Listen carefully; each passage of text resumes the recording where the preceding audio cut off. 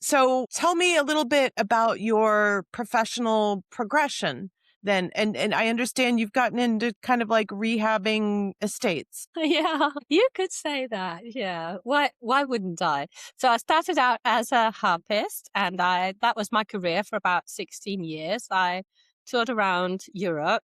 I moved to Paris and kept playing the harp all over the place.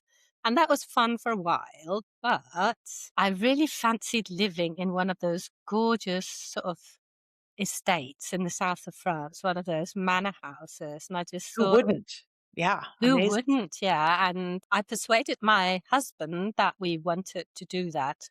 And so we did. We found this house very serendipitously and we moved in. It was a ruin, right? Really? It was a ruin. There was only the walls and the roof. So we had to change all the windows, all the floors, everything. Did you live in it while you were doing that? Yes.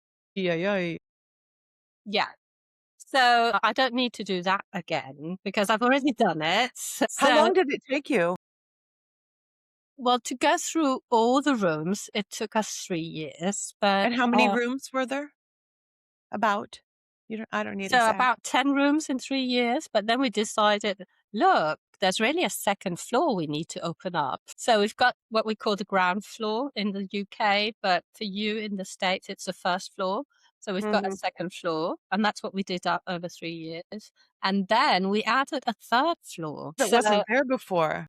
well, it was, but it was sort of it wasn't a hayloft, but it was a sort of storage space with the most gorgeous carpentry, but nobody saw it because we didn't really store very much up there. Yeah. So we took all of that out and opened up some windows and made it into a concert hall, really. So we've got 2 pianos up there and, well, we Are there like pictures entertaining. online? Can people see pictures of this? I don't know, I don't think there are.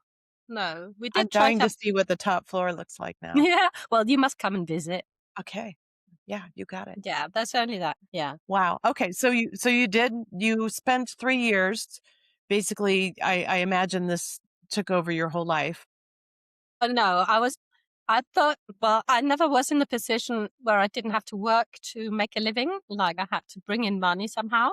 So I decided I could be a teacher because teachers have got long holidays or vacations, right? So I became a teacher and I was put in front of a room full of savage children coming from classical music. I thought everybody listened to Brahms and read Jane Austen, right? But some of these children had parents who watched reality television and like I didn't know it existed. Like I'd never had a television. So it was just like, wow, there's a whole different society going on here that I was completely unaware of. So they educated me, those little kiddos, for a How old were number. they? How old? What year? They started at 11 and it went up to 16. So it's Oh, like they really did multiple. educate you then. Yeah. Yeah, they did. Because what they taught me was that I couldn't be fake and I couldn't play a role. Like I was used to being on stage and playing roles, but Yeah. that just didn't work in the classroom because they wanted the real me. But I didn't know who that was. And so I thought I had to play the role of teacher and that just didn't work. And they taught me that getting rid of all my masks, getting rid of all the fakeness, becoming real, vulnerably so. I mean, not oversharing, but being willing to be myself in front of them. That was the only thing that they would accept. And so they really taught me that I was acceptable as I am.